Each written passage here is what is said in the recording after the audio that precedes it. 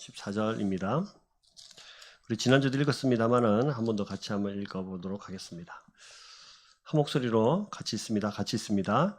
여호와께서 애굽 땅에서 모세와 아론에게 일러 말씀하시되 이 달을 너희에게 달의 시작 곧 해의 첫 달이 되게 하고 너희는 이스라엘 온 회중에게 말하여 이르라. 이 달 열흘에 너희 각자가 어린 양을 취할지니 각 가족대로 그 식구를 위하여 어린 양을 취하되 그 어린 양에 대하여 식구가 너무 적으면 그 집의 이웃과 함께 사람 수를 따라서 하나를 취하며 각 사람이 먹을 수 있는 분량에 따라서 너희 어린 양을 계산할 것이며 너희 어린 양은 흠없고 일련된 수컷으로 하되 양이나 염소 중에서 하고 이달 열흘날까지 간직하였다가 해질 때에 이스라엘 회중이 그 양을 잡고 그 피를 양을 먹을 집 좌우 문설주와 임방에 바르고 그 밤에 그 고기를 불에 구워 무교병과 쓴 나물과 아울러 먹되 날 것으로나 물에 삶아서 먹지 말고 머리와 다리와 내장을 다 불에 구워 먹고 아침까지 남겨두지 말며 아침까지 남은 것은 곧 불사르라. 너희는 이것을 이렇게 먹을지니 이 허리에 띠를 띠고 발에 신을 신고 손에 지팡이를 잡고 급히 먹으라. 이것이 여호와의 유월절이니라. 내가 그 밤에 애굽 땅에 두루 다니며 사람이나 짐승을 막론하고 애굽 땅에 있는 모든 처음 난 것을 다 치고 애굽의 모든 신을 내가 심판하리라. 나는 여호와라. 내가 애굽 땅을 칠 때에 그 피가 너희가 사는 집에 있어서 너희를 위하여 표적이 될지라. 내가 피를 볼 때에 너희를 넘어가리니 재앙이 너희에게 내려 멸하지 아니하리라. 너희는 이 날을 기념하여 여호와의 절기를 삼아 영원한 규례로 대대로 지킬지니라. 아멘. 일주일 잘 지내셨습니까? 네, 옆에 분들 인사하겠습니다. 주님의 사랑으로 사랑합니다. 네, 한 번 더 인사할까요? 교회만 다니지 말고 교회가 됩시다. 할렐루야. 네. 이번 주 잘 지내셨겠죠? 네. 우리는 지난 한 주간 어떤 공간에서 사셨습니다. 직장, 또 집, 이런 곳에서 어떤 시간을 또 보내셨겠죠. 뭐 우리가 좋든 싫든 어쨌든 간에 우리가 속해 있는 공간이 있고 그 공간 안에서 시간을 보내면서 살아갑니다. 그래서 여러분들은 우리 이 땅에 있는 모든 사람들이 어떤 공간 안에서 살아가고 또 정해진 시간 안에서 살아갑니다. 그래서 어떤 분들은 이번 한 주간을 천국과 같이 지내신 분이 계실 거예요. 혹시 이번 한 주간 나는 천국이었다. 한 분, 두 분. 네. 이번 한 주간 나는 좀 지옥 같았다. 한 분. 같은 집에 사시는데 이제 한 분은 지옥까지 사시고 한 분은 천국까지 사셨네요. 보니까. 네. 그냥 뭐 쏘쏘 그냥 그랬다. 이번 한 주간 나는 그냥 그랬다. 네. 네, 그렇군요. 네, 그냥 뭐 나쁘지 않았다, 그죠? 네, 근데 우리는 이 시간을 속에서 그런 공간에 살았는데 어떤 분들은 지옥같이 사시고 어떤 분들은 천국과 같이 사시고 어떤 분은 뭐 그냥 그래 뭐 이렇게 사셨어요. 그래서 우리가 하루를 24시간으로 살아가는데 이 시간이라는 것은 사실은 내가 어떤 공간에 살아가느냐에 따라서 이 시간의 의미가 바뀝니다. 예를 들면 천국에서 사시는 분들은 내가 있는 모든 시간이 어디예요? 천국이죠. 지옥에서 살아가시는 분은 이 시간이 지옥과 같은 시간이에요. 그래서 이 어떤 공간에 사냐에 따라서 이 시간의 개념과 의미가 달라지게 되어 있죠. 그래서 여러분 오늘 제가 이제 말씀을 시작하기 앞서서 이 지옥에서 살아가는 그 지옥과 같은 곳에서 그 지옥과 같은 시간을 보냈던 영상 하나를 보여드리려고 합니다. 영상 하나를 같이 한번 보고 말씀을 이어가도록 하겠습니다.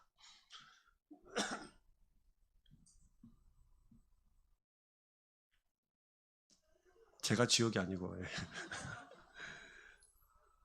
자기 손을 보여주더라고요. 자기 양쪽 손을. 양쪽 손이 둥둥 부어가지고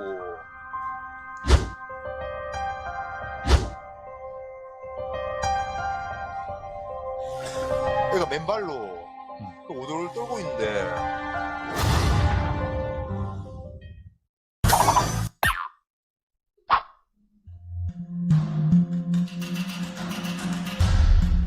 그 당시에 어떤 아주머니랑 같이 왔더라고요, 아이가. 그 아주머니가 여기 뭐 경찰서가 있냐고 물어보시더라고요, 갑자기.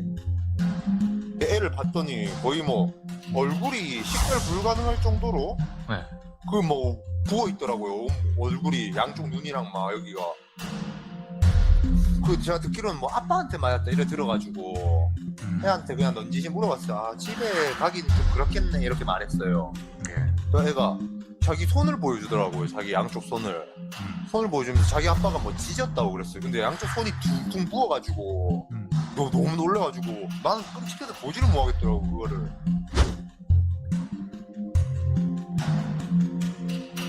뭐 약도 뭐 못 바르겠나 봐요. 애가 너무 아팠다 해가지고.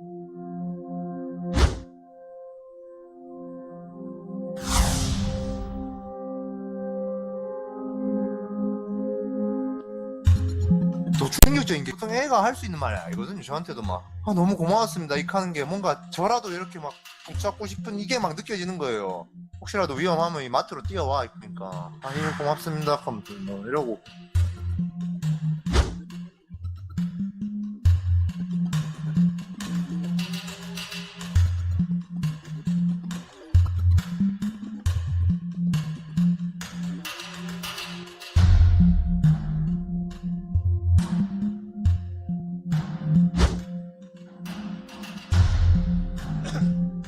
네, 여기까지만 보도록 하겠습니다. 자, 여러분, 가까이에서 일어난 일이죠. 경남 창녕에서 일어났던 일인데, 이 아이는 이 아빠의 권력이 미치는, 영향이 미치는 그 공간 안에서 이 아이의 지난 시간들은 천국과 같았을까요? 지옥과 같았을까요? 지옥과 같았죠. 그 아버지의 어떠함에 따라서 그 공간이 바뀌는 거고, 그 공간 안에서 그 괴로움은 이루 말할 수 없는 지옥 같은 시간을 보냈습니다. 아버지의 착취, 폭력, 무시, 감시, 때려서 아이 얼굴 둥둥 부어있는, 이 아이가 9살 소녀거든요. 저희 집 시엘이가 9살인데 이 아이가 막 맞아가지고 온몸이 피로 멍들었던 생각을 해보십시오. 이 아이의 그 시간, 살아있는 그 시간은 차라리 죽는 것만 못하는 그런 시간을 보냈겠다는 생각이 듭니다. 그래서 여러분, 이 아이가 생각하는 거죠. 이 공간을 뛰쳐나갈 수만 있다면, 아버지의 그 영향력 아래 그 공간이 미칠 수 없는, 빠져나갈 수만 있다면 나는 살 수 있을 것 같다. 그래서 여러분, 이 순간 이 아이는 뛰쳐나갔습니다. 정말 눈치를 보다가 이렇게 뛰쳐나갔다고 하는데, 여러분, 이 지옥과 같은 시간은 단 1분만 살아도 내 인생에 지우고 싶은 순간이 되고, 저 천국 같은 시간은 아무리 많은 시간을 살았다 하더라도 모자라는 시간이 되어지는 것이죠. 여러분, 우리는 이 지금 코로나라는 이 죽음의 아주 심각한 단어를 떠올리는 시기 속에 저와 여러분들이 살아가고 있어요. 근데 이 시간들 속에서 하나님께서 오늘 주시는 이 12장 1절부터 14절까지의 말씀을 보시면, 이 하나님께서 이렇게 고통스러워하고 아파하는 이 지옥과 같은 삶을 살아가고 있는 이 공간에서 새로운 시간을 선포하시는 장면이 등장합니다. 그래서 오늘 이스라엘 백성들한테는 이 시간이 이 공간으로부터 탈출, 그리고 하나님께서 새로운 시간을 열어가시는 그들의 삶을 재정립하시는 이야기들이 오늘 성경에 등장을 해요. 그래서 제가 오늘 시간과 공간의 이야기를 같이 하면서 여러분들에게 한 주간을 어떻게 사셨냐고 같이 말씀을 나누기를 시작한 것입니다. 자, 여러분, 그러면 이 이스라엘 백성들이 살아갔던 이 공간, 오늘 보여주었던 9살 소녀의 그 지옥과 같은 그 시간을 살아갈 수밖에 없었던 그 공간이 똑같이 이스라엘 백성들에게 일어났었거든요. 그들의 공간은 어떻습니까? 그들의 공간은 누구의 권력 아래 살아갔던 이스라엘 사람들이죠. 바로의 공간 안에서, 바로의 힘 아래에서 살아갔던 사람들이죠. 그래서 그 공간 안에서 시간은 지옥이었습니다. 왜입니까? 바로의 아래서 노예의 삶을 살았기 때문이죠. 여러분, 잘 생각해 보십시오. 노예의 삶은 어떤 삶일까요? 자유롭고 평화롭고 안전하고 그런 삶입니까? 아니죠. 언제든지 죽어도 괜찮고 언제든지 고통받아도 되는, 언제든지 바로를 위해서 살아가고 바로의 권력 아래서 바로가 원하는 대로 살아가는 사람들이 바로 이 노예라는 사람들이죠. 뿐만 아니라 지난주에 우리가 같이 나눴던 것처럼 이 사람들은 이게 애굽이라는 공간에 살면서 애굽의 통치를 받고 애굽의 정신세계와 애굽의 삶의 세계관을 가졌던 사람들이에요. 그래서 이것을 하나님께서 새롭게 만드셔서 새로운 사람의 세계를 만들고 싶어 하시는 거죠. 그래서 지난주에 우리가 설명드렸던 것처럼 이 사람들의 삶의 체계, 삶의 가치, 세계관을 뭘로 바꾸셨어요? 어린 양으로 바꾸셨잖아요. 그 어린 양이 예수 그리스도시고 다시 그 어린 양으로 통해서 다시 새롭게 정립되고 바꾸어지는 정신세계, 또 삶의 방식, 세계관, 가치들을 다시 회복하고 싶어 하시는 것입니다. 그래서 여러분, 지금 하나님께서 어린 양으로 다시 세워가시는 장면들이 등장을 하죠. 오늘 말씀에 보시면 2절 말씀에 이렇게 되어 있습니다. 같이 2절 말씀 보시면 이렇게 되어 있어요. 같이 읽을까요? 시작. 이 달을 너희에게 달의 시작 곧 해의 첫 달이 되게 하고, 이 달을 너희에게 달의 시작 곧 뭐가 되게 하고? 첫 달. 근데 무슨 첫 달이에요? 그 해의 첫 달이 되게 하고. 그러니까 이 말은 다시 말하면 새로운 해, 새로운 시작이 되게 하라라는 말입니다. 이 달은 히브리 사람들이 말하는 달력의 언어로 치면 아비몰이라고 하는데, 이 아비몰이 저와 여러분들의 달력으로 치면 3월에서 4월 기간이에요. 그러니까 우리에게는 첫 달이 언제입니까? 1월 달이죠. 그래서 이제 우리가 신정, 구정 뭐 이렇게 하잖아요. 그 신정은 이렇게 우리가 뭐 하루 정도 쉬지만 우리에게 진짜 새해는 언제입니까? 구정이라고 치잖아요. 어쨌든 이렇게 시작하든 저렇게 시작하든 새해의 첫날은 있습니다. 그래서 이스라엘 백성들에게 하나님께서 말씀하시기를, 이날 6월절을 지키는 그날 모든 세상의 장자들이 다 죽어나갈 때, 그때 너희가 어린 양의 피를 발라서 살아날 수 있는 그날이 너에게 뭐다? 첫날이다. 새해의 첫날이다. 첫 달이 되게 하고 첫 달이 되게 해라. 그날이 어떤 달이든 상관없이 너희에게는 그날이 새로운 날이다. 너에게는 그날이 살아나는 날이고, 너에게는 그날이 새롭게 재창조되는 날이고, 모든 것이 새롭게 맞추어지는 그런 날이라는 것입니다. 이게 무슨 말입니까? 죽음에서 살아난 이 날을 첫 해가 되게 하라는 뜻이죠. 너희들의 공간이 이제 더 이상 바로의 공간에 있지 않고 새로운 시간이 된다는 거예요. 이제 여러분, 이스라엘 시간표가 바뀌는 거예요. 애굽의 바로의 공간 안에서 바로의 시간표대로 살았던 이 사람들의 삶이 누구의 공간으로? 하나님의 공간으로 바뀌고, 다시 뭐가 시작되죠? 하나님의 시간이 시작되는, 시간표가 바뀌는 시간입니다. 지금까지 노예로 살았습니다. 주역에서 살았습니다. 애굽의 시간표대로 살았죠. 시간표대로 살아야 했네. 그러니까 송대관 씨의 뭐죠? 차표 한 잔 손에 들고 떠나야 그 노래가 생각나지 않으십니까? 예, 시간표대로 사는 거예요. 지금까지 바로 아래서 노예의 삶으로 그 고통과 아픔과, 히브리 노예의 삶은 미래도 없고 혹독한 노동과 고난의 연속이었겠죠. 지긋지긋한 일상의 연속이었을 것입니다. 우리 어머니 아버지들이 열심히 노동해가지고 아침에 일어나서 뼈가 빠지도록 일을 해서 아이들을 교육시키는 이유가 뭡니까? 이 아이들에게 힘을 다해서 교육시킨 일이 뭐예요? 잘 되라고. 지금 나는 힘들고 어렵게 살지만 너 하나만큼은 좀 이게 지금보다 더 나을 살아라고. 그래서 어머니 아버들이 뼈를 갈아 넣는 심정으로 그렇게 사시잖아요. 근데 여러분 생각을 해보세요. 나도 노예? 이 아이도 노예? 내 손자도 노예. 소망 없는 겁니다. 일을 해야 되는 이유를 모르는 거죠. 근데 맞고 죽으니까 어쩔 수 없이 살아가는 삶, 미래가 없는 삶, 이 아이들을 아무리 가르쳐봤자 이 아이들 똑같이 나와 똑같은 노예의 삶을 살아갈 수밖에 없는 그런 삶. 그 사람들에게 지금 이 공간은 지옥이고, 이 사람들에게 이 시간은 지옥의 시간을 살아가는 거예요. 그래서 고난은 현재라는 시간 속에 살아있는 거죠. 이것이 바로 바로의 아래에 살아가는 사람들이 의미였습니다. 근데 새 달, 새해 명령하시는 것은 그들에게 주어진 원래의 삶, 너희들 원래 그런 사람들이 아니야 라고 말씀하면서 그들의 삶을 다시 회복하시는 거죠. 빼앗겼던 시간을 다시 되돌리는 것입니다. 빼앗겼던 공간을 다시 열어주시는 거예요. 어린 양의 피로 살아난 사람들은 지난 과거를 잊고 새로운 시간의 시작, 새로운 공간이 시작되는 것입니다. 하나님의 공간이 시작되어지는 것이죠.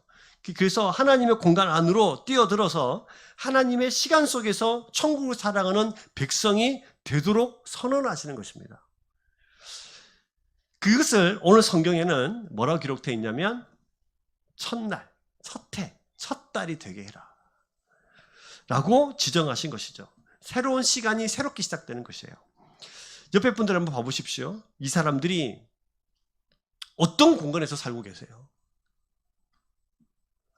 여러분들의 삶은 어떤 공간에서 어떤 시간을 살아가고 계십니까? 혹시 애굽의 공간으로 바로의 통치 아래서 노예 같은 삶을 지옥같이 살아가고 계시지는 않나요? 그러나 하나님께서 오늘 말씀하시는 것은 너희가 어린 양의 피 안에 속할 수만 있다면, 그리스도 안에 속할 수만 있다면 너희의 삶의 모든 것이 새롭게 재창조된다. 너희들의 모든 시간이, 공간이 새롭게 분리되고 새로운 것들이 시작된다고 우리에게 말씀하시는 것입니다. 여러분, 하나님의 공간 안에는 어떤 게 있습니까? 용서와 은혜와 감격과 기쁨과 자유가 있죠. 맞습니까? 여러분, 맞습니까? 그럼 그 공간 안에서 살아가는 자들에게는 어떤 공간에서 살아가든지 간에 그 공간은 하나님의 공간이 되고 하나님이 나에 주신 선물이 되고 그곳은 천국 같은 시간을 누리며 살아갈 수 있게 되어지는 것입니다. 그래서 우리 찬송가 중에 높은 산이 거친 들이 초막이나 궁궐이나 그게 뭐예요? 내 주 예수 모신 곳이 그 어디나 하늘나라. 그죠? 여러분, 이게 지금 하나님께서 어린 양의 피, 그 부분의 피로 다시 우리 삶을 재정립하시는 거예요. 새롭게 되라.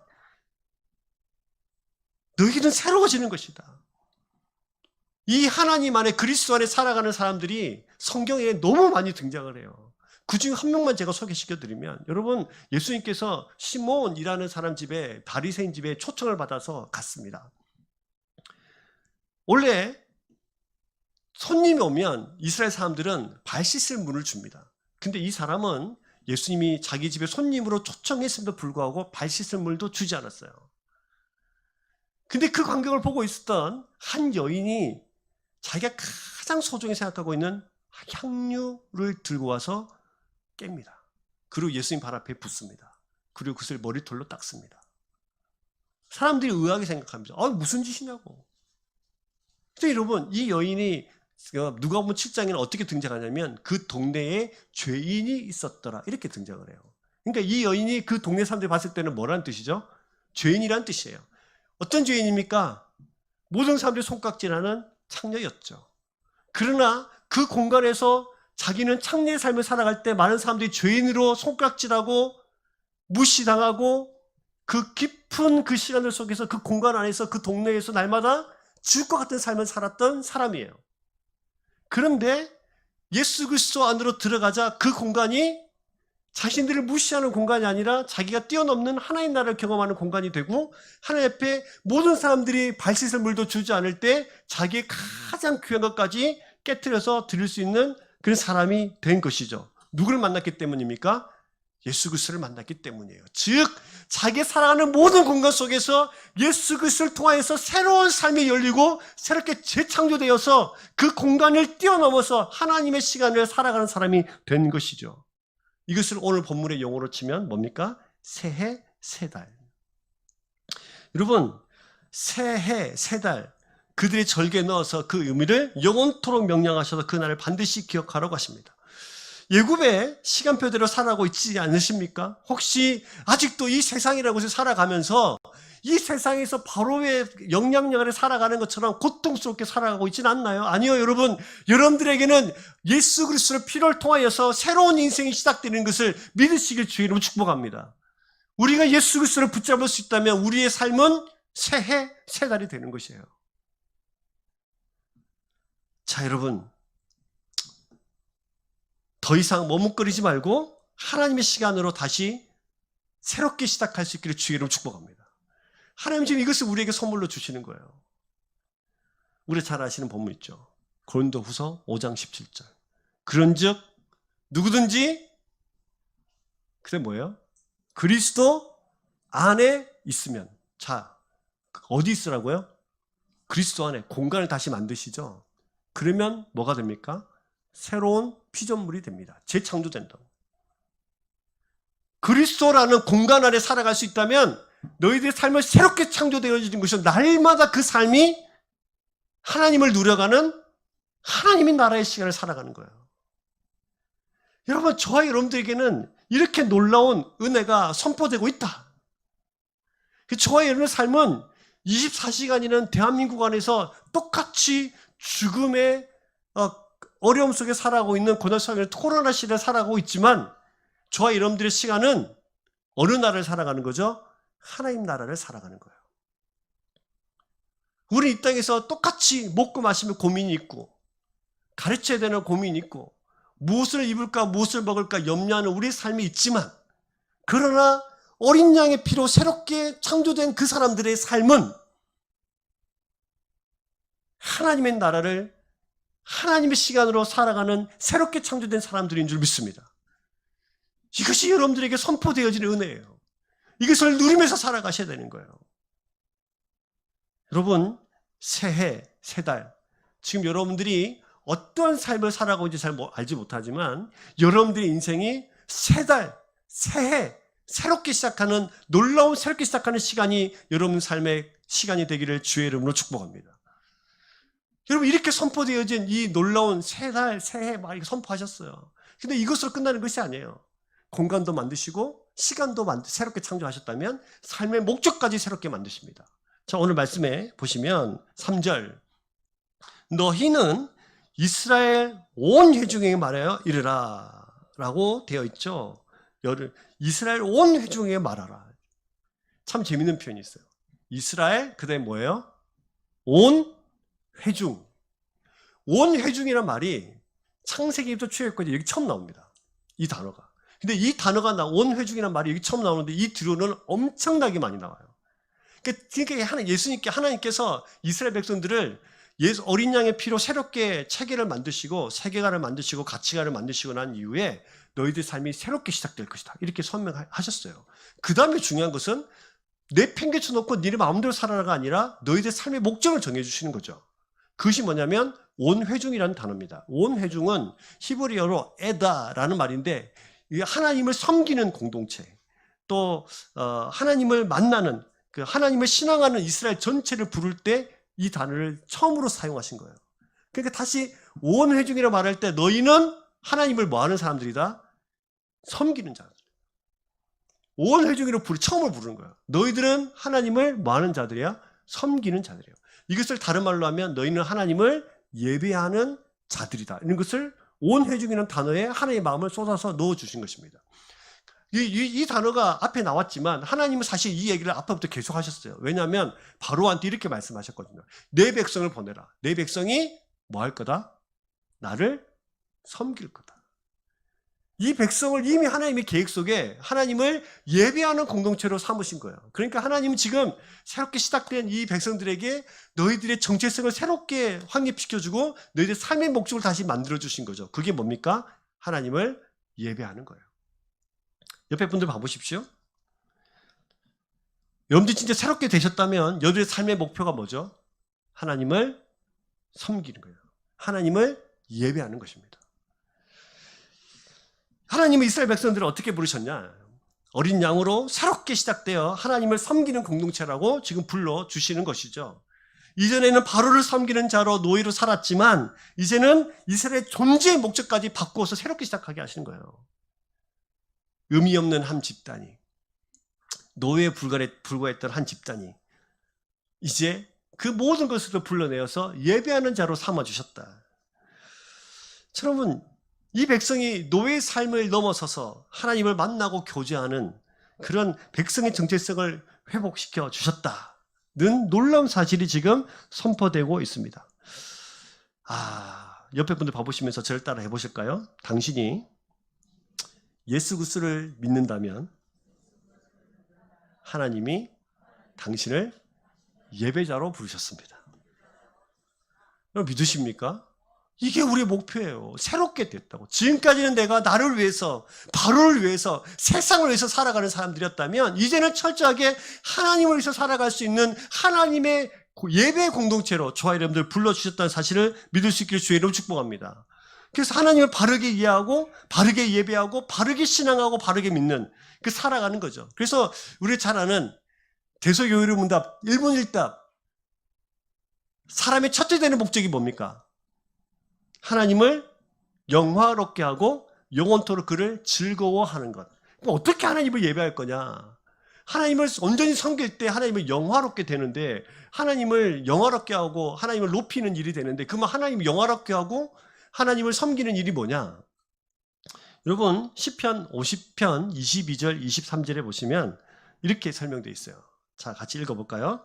하나님을 잃어버린 너희여 이제 이를 생각하라. 그렇지 아니하면 내가 너희를 찢으리니 건질 자 없으리라. 23절 감사로 제사를 드리는 자가 나를 영화롭게 하나니 그의 행위를 옳게 하는 자에게 내가 하나님의 구원을 보이리라. 22절과 23절 정확하게 대칭됩니다. 22절은 이렇게 시작하죠. 하나님을 잃어버린 너희여. 이게 무슨 말일까요? 이스라엘 백성들이 출애굽했습니다. 은혜로 출애굽했어요. 모든 것을 새롭게 시작하게 하셨어요. 근데 이 백성들이 까마귀 고기를 먹었는지 하나님의 은혜를 항상 까먹어. 늘 까먹어요. 그래서 하나님이 늘 이런 얘기 많이 하시죠. 나는 너희를 너희의 하나님이 되려고 너희를 애굽에서 인도해낸 너희 하나님이다.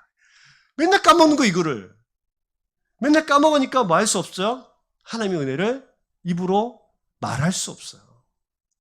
그래서 하나님께서 뭐라 말씀하시냐면 23절 보시면 너희를 23절 감사로 제사 드리는 자. 이것이 22절에 하나님을 잃어버린 자와 정반대되는 개념으로 설명하고 있는 거예요. 그럼 하나님을 예배하고 영화롭게 하는 자는 반드시 뭘 하는 겁니까? 감사의 행위를 하는 거예요. 감사 행위.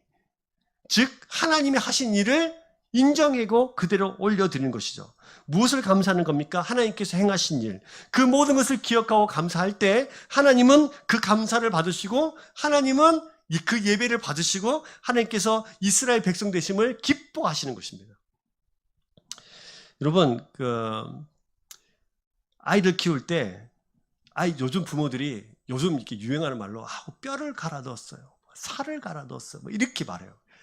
이렇게 그렇게 힘들고 어려웠다는 겁니다. 근데 요즘 말로 치면은 우리들도 이제 여러분들 지금 자녀 키우신 분들이 많이 계신데 이 아이들을 어떻게 키우셨어요? 참 힘들고 어렵게 키웠다, 그죠? 근데 요즘 말로 치면 뭐를 갈아 넣어서? 뼈를 갈아 넣어서 키운 거예요. 생각해보면 되게 잔인한 말인 것 같긴 한데, 근데 아이들을 키우고 양육했던 그 어려움과 그 고통과 그 힘듦을 표현하는 좀 적절한 단어인 것 같기도 합니다. 어차피 한쪽으로 치면은. 근데 여러분, 그렇게 키웠는데 감사가 없는 거예요. 그렇게 쎄빠지게 키웠는데 이게 집에 엄마 아빠 띠띠띠띠 하고 들어오잖아요. 그럼 자기들은 어디 있어요? 자기 방에서 게임하거나 있겠죠. 근데 들어오는데 인사도 안 해. 아는 체도 안 해. 그럴 때 부모님들 마음이 어떠십니까? 열받죠. 내가 이 아이한테 오자말자 밥상을 차려 놓으라는 것도 아니고 이 아이한테 오자말자 큰 절을 하면서 어머니 아버지 오실 길을 예배하라고 한 것도 아니고, 근데 바라는 거 별로 없는데 감사 인사도 안 해. 이 아이를 어떻게 해야 되나요? 그때 어머니 아버지의 마음은 나는 어머니 아버지가 아닌가 보다. 나는 이 아이한테 그저 피로를 채워주는 사람에 불과한가 보다. 나는 이 아이한테 존재의 의미가 없어지는 것입니다.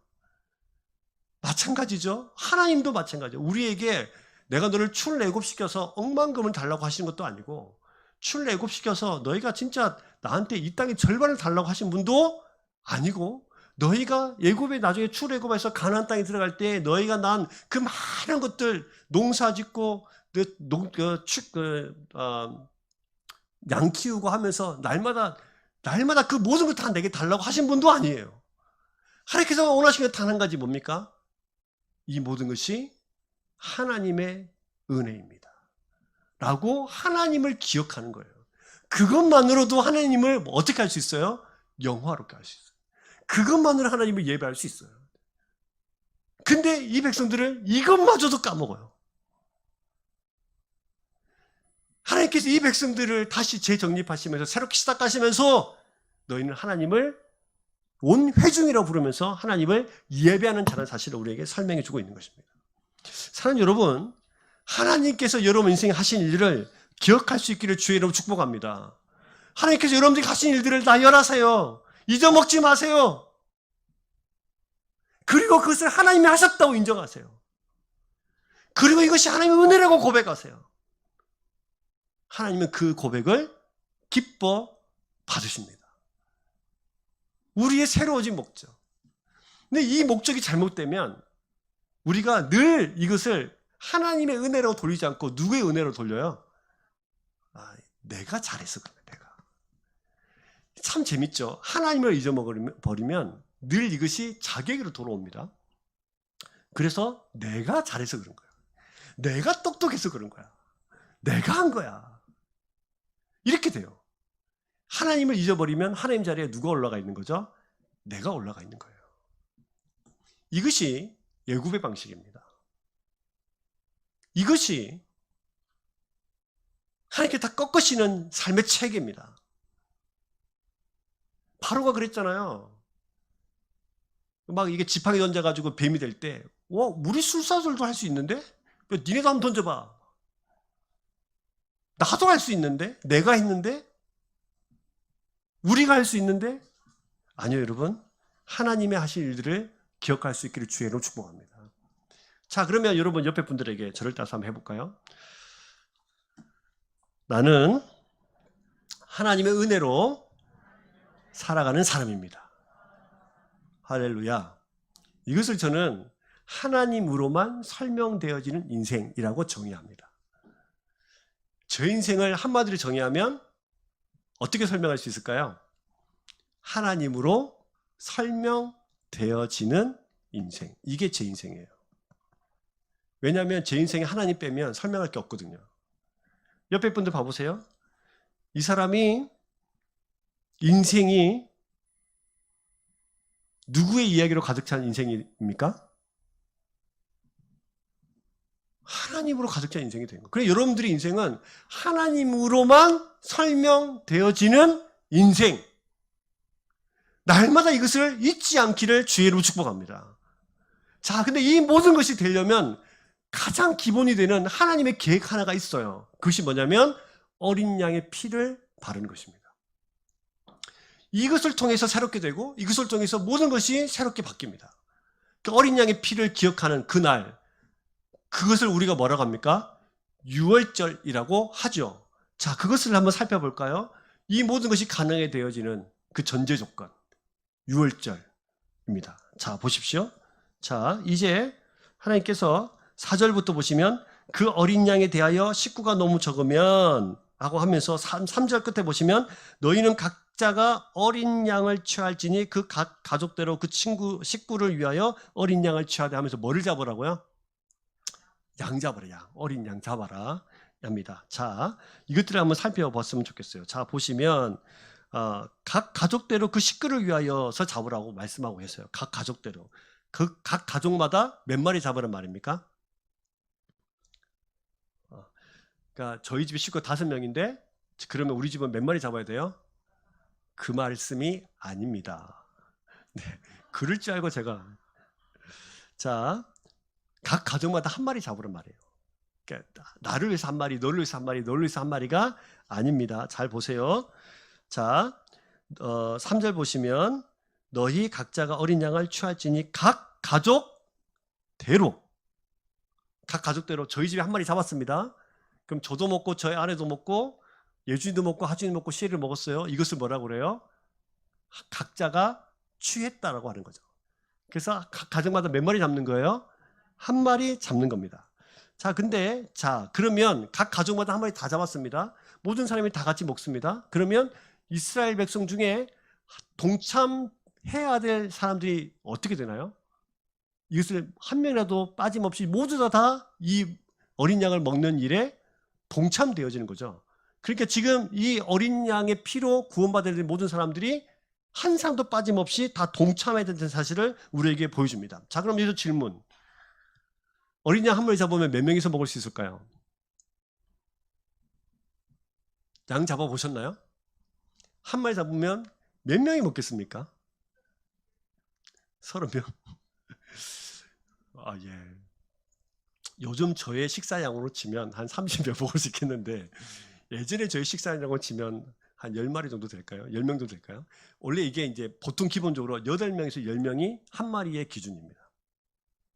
근데 이 별로 크지 않아요. 근데 4절 보시면 그 어린 양에 대하여 식구가 너무 적으면 이래요.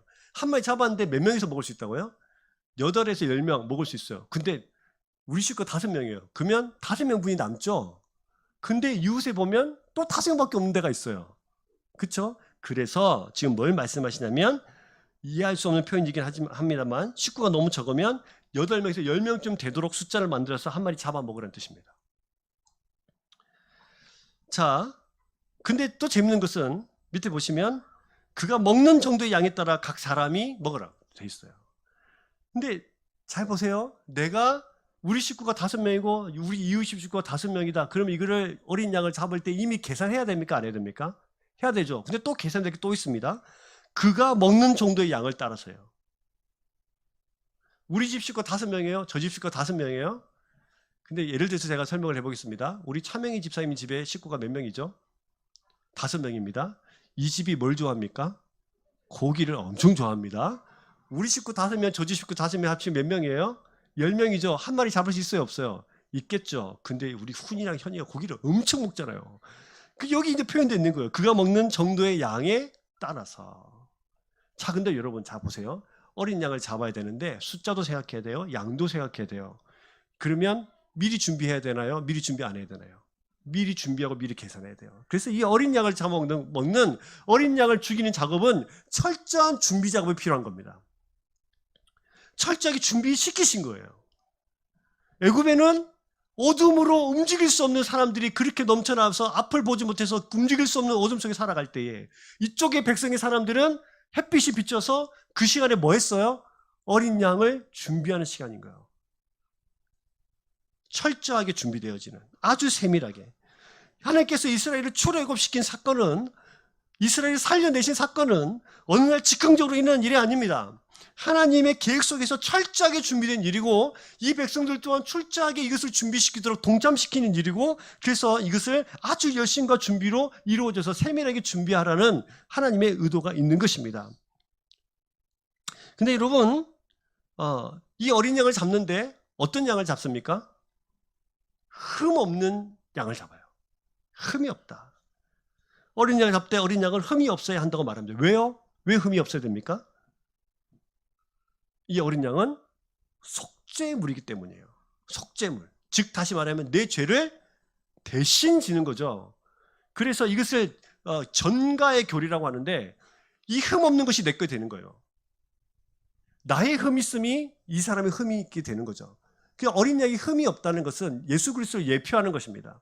예수 그리스도의 흠 없음이 내 것이 되고 나의 흠 있음이 예수님의 흠 있음이 되는 거예요. 그래서 내 죄를, 내가 죄인이기 때문에 내 죄가 누구의 죄가 되죠? 예수님의 죄가 되고 예수님의 죄 없음이 나의 죄 없음이 되는 겁니다. 그래서 나는 살아나는 거죠. 성경이 이렇게 말합니다. 죄의 삭은 뭡니까? 사망이죠. 그래서 예수님께서 우리 죄를 대신해서 십자가에서 죽으신 거예요. 하나님께 버림을 받은 거예요. 그래서 지금 어린 양의 예표, 이것은 흠이 없는 것을 잡아야 되어지는 것입니다. 흠이 없되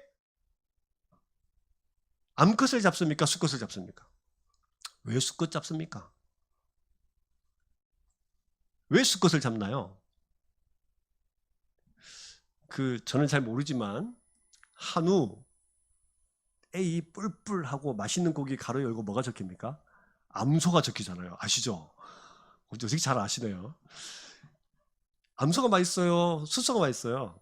암소가 맛이 답니다. 저는 안 먹어봐서 모르겠지만. 근데 왜 굳이 수컷을 잡으러, 다시 말하면 그죠?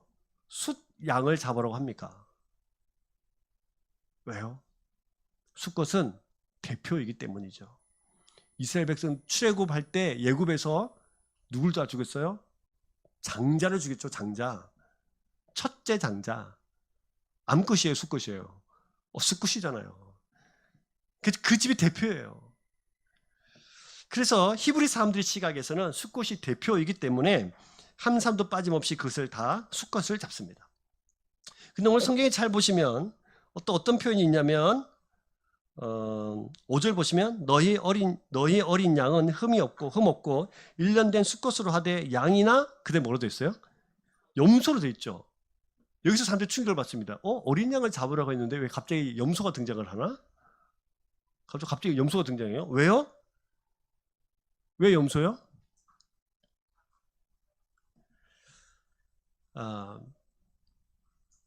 양을 잡을 수 없는 가난한 집이 있습니다. 그래서 염소라도 대신하는 거예요. 하나님께서 이렇게 세밀하신 분이십니다. 이것을 나중에 신명기 저쪽에 가면 나중에 하나님께 예물을 드리는데 제물을 드릴 수 없는 사람한테 흠없는 소를 잡아야 돼요. 근데 가난해서 잡을 수 없는 사람한테는 뭘 말하냐면 비둘기 한 마리. 이게 하나님의 배려죠. 이렇게 됩니다. 자, 그거 재밌는 것은 자 보세요. 6절 보시면 이달은 무슨 달? 아비월. 네, 그 달. 열 나흘 달까지 간직했다가 어린 양을 잡아서 언제까지 간직하라고요? 열 나흘이면 며칠입니까? 14일이죠. 자, 근데 3절 보시면 너희는 이스라엘 온 회중에 말하 이르라 이달 며칠에? 열흘이면 며칠이죠? 10일 날 잡아서 잡는다는 게 바로 죽이라는 뜻이 아니고 그럼 며칠 날까지 간직해야 돼요? 10일 날 이걸 선정했다가 14일까지 간직하라는 뜻입니다. 죽여서 간직하는 뜻이 아니고 살려서 잘 간직하라는 뜻이에요. 14일까지. 그러면 간직할 14절 4일 날까지 4일 동안 뭐 할까요? 4일 동안 뭐 해야 됩니까? 그렇죠. 잘 먹여야지. 또 뭐 해야 돼요? 잘 보살펴야 돼요. 왜? 뭐가 없어야 되니까? 흠이 없어야 되거든요. 흠이 없어 가져가는데 흠이 생기면 돼요, 안 돼요? 안 되잖아요. 그러니까 살 때가 잘 보살피고 잘 관찰해야 됩니다. 왜 그렇게 하라고 하셨을까요? 나흘이라는 기간 동안에 자신을 대신해서 죽게 될 이 어린 양을 죽게 될 이 어린 양을 지켜보면서 어린 양의 중요성이 부각되고 하나님의 계획에 집중하게 됩니다. 하나님은 이들의 지금 어느 날 갑자기긴 하지만 이미 준비시켜 놓으셨고 마음도 준비시켜 놓으셨고 이 백성들이 어떻게 하나님 앞에 바로 서야 되는지 끊임없이 계속 말씀해 주고 계시는 거예요. 자, 잡았습니다. 자, 사진 한 장 보여줄 텐데 피를 바릅니다. 어디에 바릅니까? 어디 바르죠? 좌우 문설주와 임방에 바릅니다. 저기 보시면 위에 바르고 있죠. 저기가 어디예요? 임방. 좌우 문설주는 어디입니까? 양쪽이죠. 그럼 피가 3면에 발렸습니다. 맞습니까? 자, 그러면 맨 밑에는요. 문지방은 성경에 보니까 문지방이 있습니까? 없습니까? 없어요. 문지방에는 왜 피가 안 바르죠? 다 바라야 되는 거 아닙니까? 왜요? 어린 양을 잡을 때 어디서 잡습니까? 문지방에서 잡아요. 이 사면에 피가 발리는 겁니다. 문지방이 잡으면 당연히 피가 흘리겠죠. 우리 너무 이게 잘 잡아가지고 피가 한 방울 더 이게 안 떨어지게 막 이렇게 스트롱 같은 거 꼽아가지고 이제 피를 뽑아내는 걸 알잖아요. 문지방에 피가 발립니다. 그리고 좌우 문설주에 피가 발리고 임방에도 피가 발립니다. 좌우 문설주, 문지방 이게 뭡니까? 어디에 바르라는 거죠? 문에 사방에 바르라는 뜻입니다. 그럼 여기서 질문 하나. 왜 문에 피를 바를까요? 왜 어린 양을 잡아서 문에 피를 바릅니까? 왜 문입니까?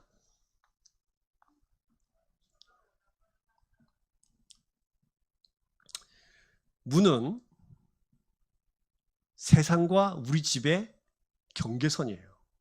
맞죠? 우리 집의 개념으로 봤을 때 내가 이 문을 나갈 때 어디가 되죠? 세상이 되고 세상의 입장에 봤을 때 어디를 통해서 집에 들어와요? 문을 통해서 들어오죠. 이것이 세상과 이 땅의 기준, 세상과 우리 집의 기준이에요. 그래서 여러분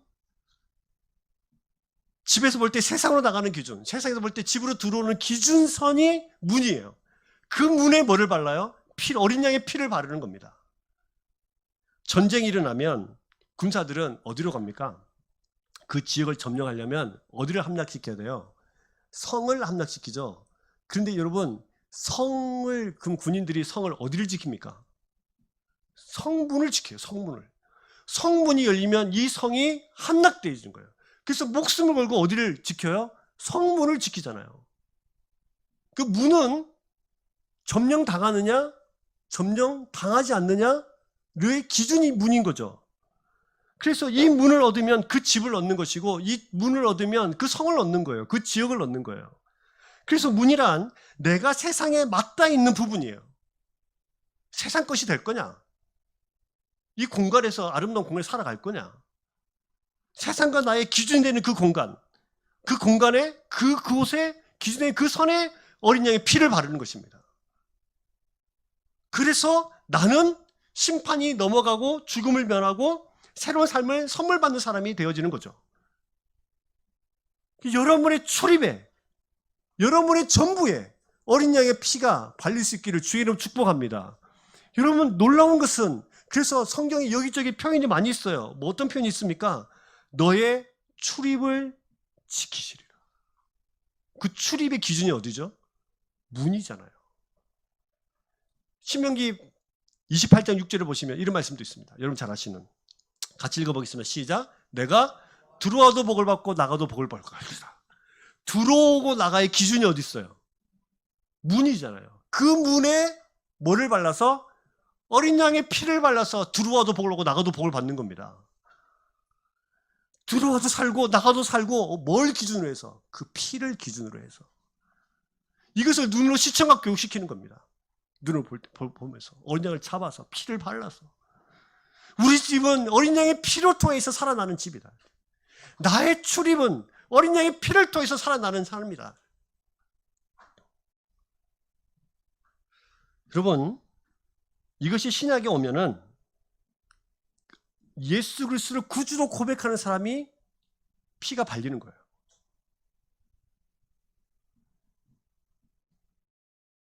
이 6월절의 이 절기에 대한 이야기들이 선포될 때 이것을 믿는 사람들은 살아났어요. 믿지 않은 사람들은 다 죽었습니다. 여러분, 저와 여러분들의 그 예수 그리스도를 어린 양의 그 피를 믿는 자들에게는 오늘 우리가 불렀던 찬양처럼 그 피 때문에 죽음이 넘어가고 삶이 우리에게 선물되어지는 놀라운 역사가 일어나는 것입니다. 이것을 믿는 사람들 두자로 뭐라고 합니까? 성도라고 해요. 이 성도들의 모임을 뭐라고 그래요? 교회라고 해요. 이 성도가 흩어져서 살아가는 그 삶을 교회라고 하죠. 그래서 여러분, 나는 누구냐? 나는 그 어린 양의 피를 믿는 성도요, 성도. 그분을 믿고 따르는 그리스도인. 그것이 저와 여러분들의 삶인 줄 믿습니다. 그럼 여러분, 이것을 날마다 기억하는 사람은 날마다 내 입술을 통해서 뭐를 고백하나요? 하나님이 하셨습니다. 하나님의 은혜로 내가 여기까지 왔습니다. 하나님의 은혜로 내가 살아갑니다. 이 고백을 날마다 입술로 통해서 고백하는 거죠. 이것을 예배라고 하는 것입니다. 그럼 여러분 이걸 어떻게 해야 되죠? 이 놀라운 사실을 믿어야 되는 거죠. 여러분, 믿으십니까?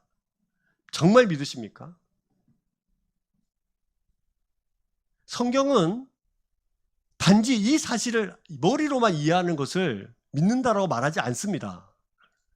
놀라운 것은 우리는 이것을 머리로만 이해하는 것을 믿는다라고 우리가 생각하지만 예수 그리스도께서 우리에게 말씀하시면서 이 말씀대로, 그럼 이 말씀을 믿는다면 이 말씀대로 살아내는 사람을 믿는다라고 정의하십니다. 여러분, 정말 하나님께서 우리의 구원자 되심을 믿으십니까? 어린 양의 피로 우리를 구원하신 그 어린 양이신 예수 그리스도를 믿으십니까? 그러면 말씀을 믿어야 됩니다. 여러분이 들고 있는 그 성경의 하나의 말씀을 믿는 거예요. 그 말씀대로 살아낼 때 네가 나를 믿는다라고 정의하십니다. 예를 들면 이런 겁니다. 여러분, 우리